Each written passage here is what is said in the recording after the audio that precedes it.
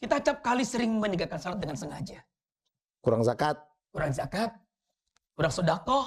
kurang sedekah ya. Bahkan sampai-sampai Allah berfirman, "Wa man a'rada an dzikri fa inna lahu ma'isatan dongka." Apa artinya, Tar? Karena belum selesai. Oh, belum selesai. Oh, belum. Sorry. Mas Helmi jangan buru-buru dong, Mas. Ngomong aja juga sih. Emang nih Mas Udah gak Helmi. sabar. Iya. Allah berfirman, barang siapa yang berpaling dari peringatanku, akan aku berikan kehidupan dunianya sempit.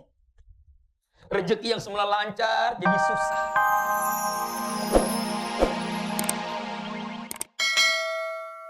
Cun, karena perusahaan kita hancur juga karena kamu. Tahu gak sih? Kamu tidak. Malah guru saya bilang, aku harus menceraikan kamu Ya. sekarang juga.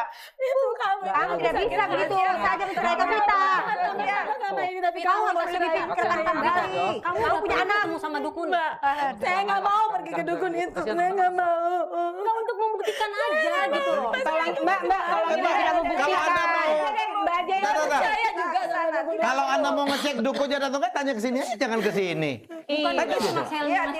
Tolongin aja Mbak, tolongin kita. Kecil kan sudah sama-sama gitu Ya, dia sendiri bilang, aku kok dia ke dukun. Dia tuh jadi nggak dukun ya. Nggak perlu lagi nanya apakah Mbak udah ngeliat sendiri dukunnya. Papa juga nggak setuju kalau sampai harus mencerahkan Josia tuh. Dia dari tadi udah bilang gurunya, dukunnya. Pergi ke dukun iya.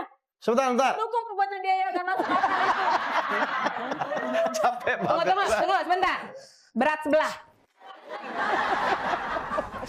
Insya Allah acara ini hoki. Hah, Biar seimbang. Yang ada nggak hoki, sepatu kita rusak. oke.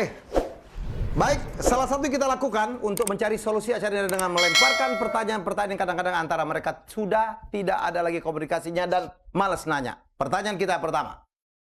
Mas Yosi, apakah menurut istri Anda betul-betul suami yang percaya bahwa hoki adalah faktor utama untuk kesuksesan usaha?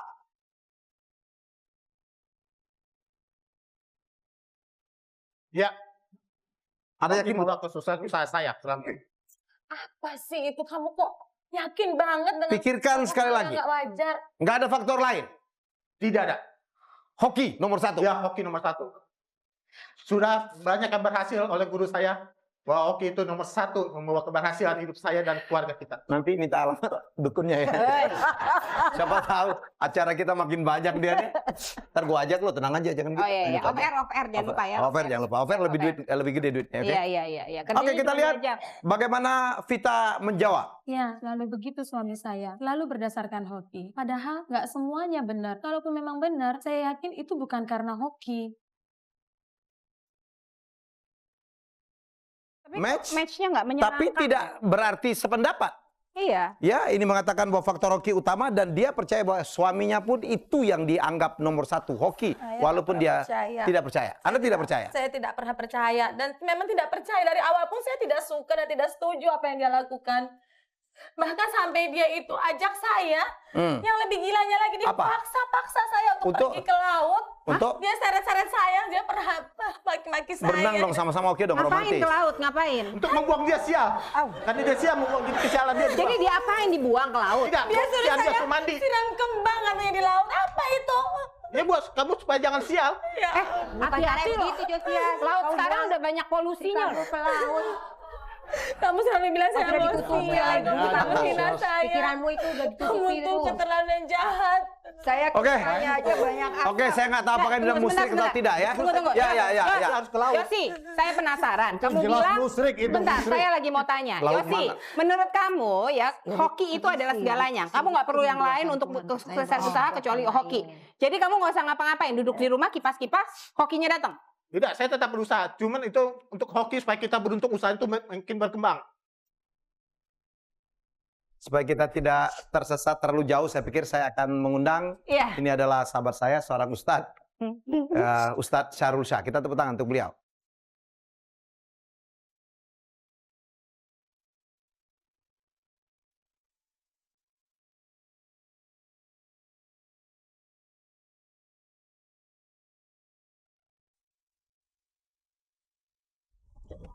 Sini. Udah dengerin tadi? Udah dengar dari tadi Anda ngucapin istighfar. Istighfar. Bawa kemenyan berapa nih? Kagak. Emang kelihatan apa? Kayak aja ini juragan menyan. Oke Ustadz, apa yang bisa disampaikan? Bantu kita nih. Iya. Kalau saya cuma mengingatkan Pak Yos, namanya hidup kadang-kadang ada manis, ada pahit. Ada untung, ada rugi. Bang nggak dikasih itu ya? Ketika beruntung, bersyukurlah pada Allah. Ketika rugi, introspeksilah apa yang sudah kita lakukan selama ini pada Allah. Mungkin kita kurang beribadah. Ya. Mungkin kita setiap kali sering meninggalkan salat dengan sengaja. Kurang zakat, Kurang zakat, kurang sedekah, kurang sedekah ya. bahkan sampai-sampai Allah berfirman, "Wa man a'rada an dzikri fa inna lahu ma'isatan dongka." Apa artinya itu, Tar? Karena belum selesai. Oh, belum selesai. Belum. Sorry. Mas Helmi jangan buru-buru dong, Main Mas. motong aja juga sih. Emang nih Mas Udah nggak Helmi. sabar. Iya. Allah berfirman, barang siapa yang berpaling dari peringatanku, akan aku berikan kehidupan dunianya sempit. Rezeki yang semula lancar jadi susah. Yang semula gampang jadi sulit. Jadi ada itu ya? Ayatnya jelas. Jelas. Jadi sempit. Bergerak ke depan, salah ke belakang, apalagi? Betul nggak, Bu? Apalagi belakang ada tembok. Bukan itu saja. Ya.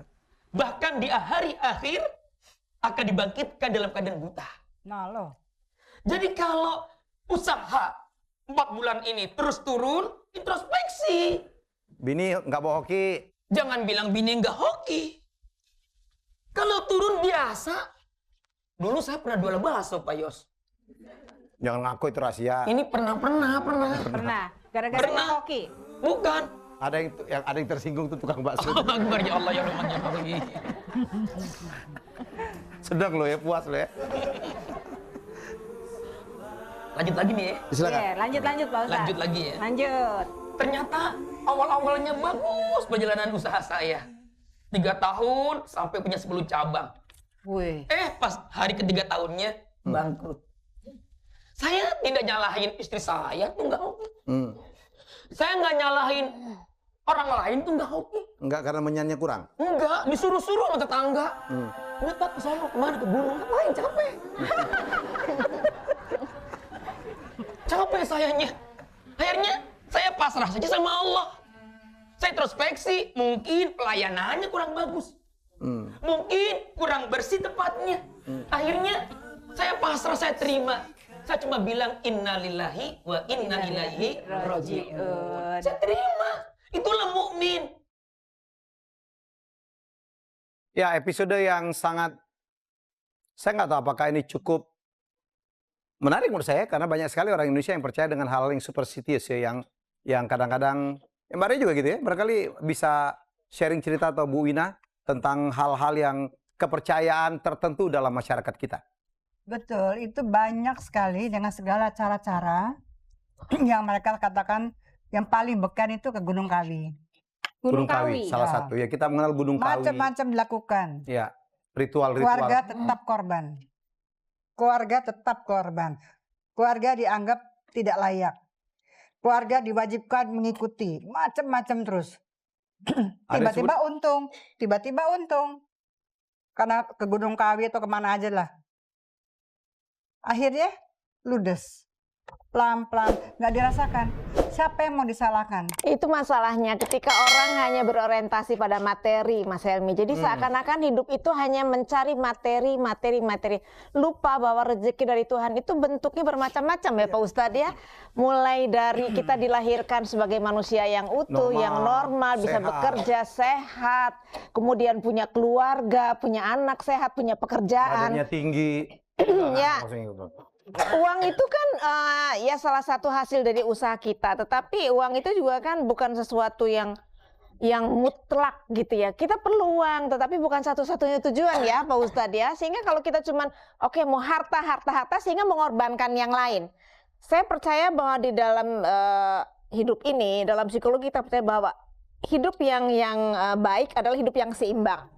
Ya, kapan kita harus memprioritaskan suatu hal sesuai dengan kebutuhan, situasi dan kondisi. Pada saat kita perlu uang ya memang kita perlu berpikir tentang uang. Tapi pada saat kita harus fokus pada kesehatan, ya mungkin kita nggak terlalu mengejar uang ya, kesehatan yang harus kita fokuskan. Pada saat kita fokus kita pada keluarga, ya pada keluarga lah uang barangkali kita tidak terlalu pikirkan dan apa namanya hal-hal lainnya, karir dan lain-lain tidak kita pikirkan. Jadi kita sebagai manusia yang bisa berpikir harus bisa mengatur kapan kita mau memprioritaskan sesuatu dalam kehidupan kita. Oke. Baik. Mbak Vita, bisa kembali ke sini? Semoga tadi apa yang dikatakan oleh Ustadz Syarul sedikitnya merubah terutama Mas Yos. Saya nggak tahu. Yos, apa komentar kamu setelah mendengarkan apa yang dikatakan oleh Ustadz Syarul?